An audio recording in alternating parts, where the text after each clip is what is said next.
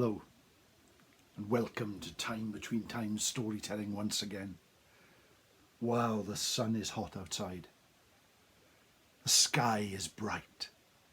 The air is filled with wonder.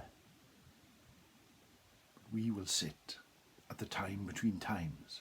The time it is neither night nor day, but the sun has gone, and the sky is grey. For we are gathered here to hear stories. We are gathered here to hear tales. We are gathered here to hear myths and legends, tales of the Tylwyth Teg. So here it is always the time between times. My friends, times are hard, but here times are good. Let us sit around the fireplace. The veil between our world and the fairy world has grown wafer thin. Far away we can hear the howl of wolves, we can hear the growl of bears, but we know we are safe here at the time between times. The time when the veil between our world and the fairy world is so thin that we can reach in and for just a few moments step into their realm, and for a few moments they can step into ours. This is the time of stories, my friends. The time when it is neither night nor day, but the sun has gone and the sky is grey. That is a magic time. So forget about your cares, your worries, your stresses, your strains. Sit back, relax, and listen to a tale told at the time between times. We look around our growing fireplace. There are many like us, sitting around and enjoying these tales. The tale today happened a long time ago, in a place far from here, but still in Wales. It has its own name now. It is not far outside of Aberystwyth, where the river roars and the falls do fall. And many years ago there lived a lady called Megan. She was so poor. All she owned in the world was a cow. Her house was rickety, her roof was leaking, and the rain ran down the walls like the waterfall not far from her home. The door was so rotten it hung on the hinges, but Maggie every day would go out and get milk from the cow and try and feed her small family. Her husband had long ago been lost in a war far away, leaving her with small children to feed and very little to feed them with. One morning she stepped outside to get milk from the cow and could not find it. That morning she looked high and low, up and down, in the forests, in the fields, but could not find the cow. She walked down to the river, and it was then that the rain started. First just a small couple of drops, dropping on the floor.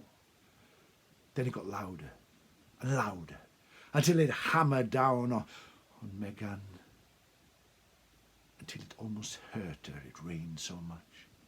She walked up and down, calling for the cow, but could not find it. She walked near the waterfalls, and the rain started to beat so hard that the river rose and rose until it broke the banks. Megan now started to worry, for things were becoming dangerous.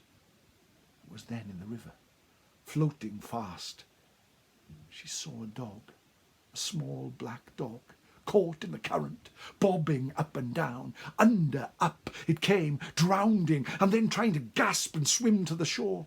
She rushed to the side of the river, grabbing a wooden branch at the side and reaching out into the water.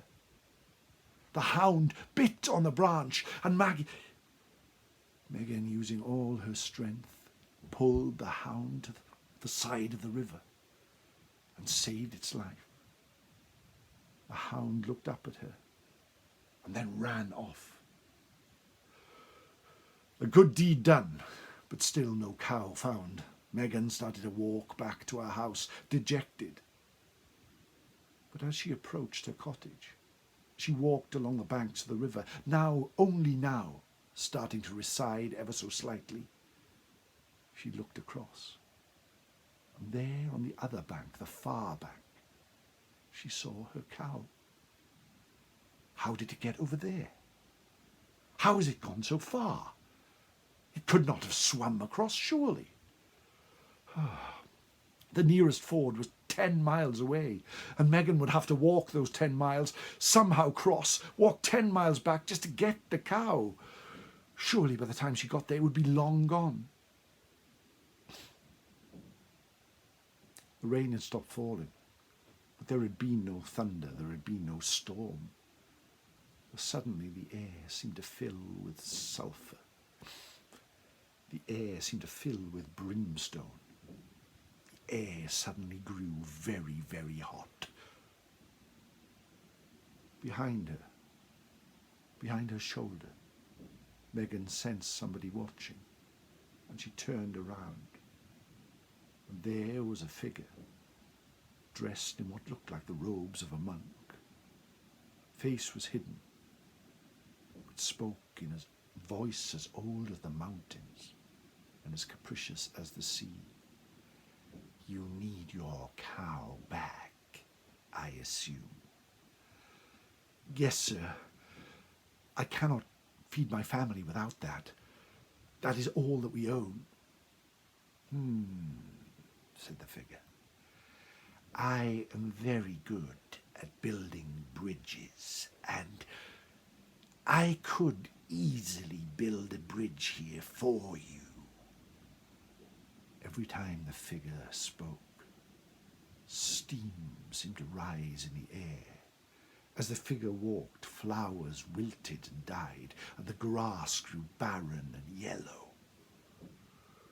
Terrified, Megan turned to him.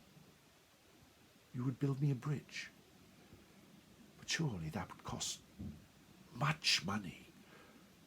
What could I possibly pay you? Just give me the soul of the first living thing that crosses the bridge, and payment would be complete. Very well, said Megan. Go ahead. Go and sit under the shelter of the trees and watch me work. It will not be long. Megan did as the figure said and walked and sat underneath the bough of the trees and watched as this cowled figure walked away. For a moment, she seemed to think she saw a tail swishing under his cloak. At his feet were not the feet of any Norman human being, but cloven hooves.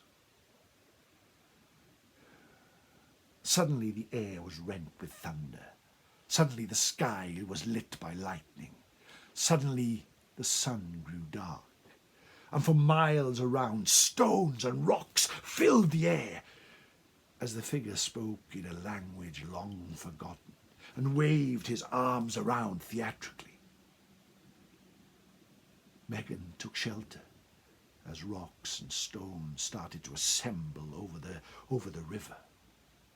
And soon a old, haggard-looking, ancient-looking stone bridge crossed the river.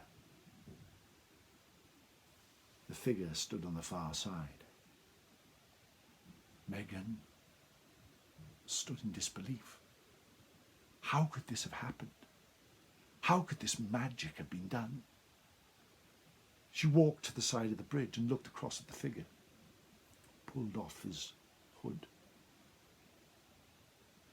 His face was beautiful but dangerous, both old and young, both bright and yet very, very dark.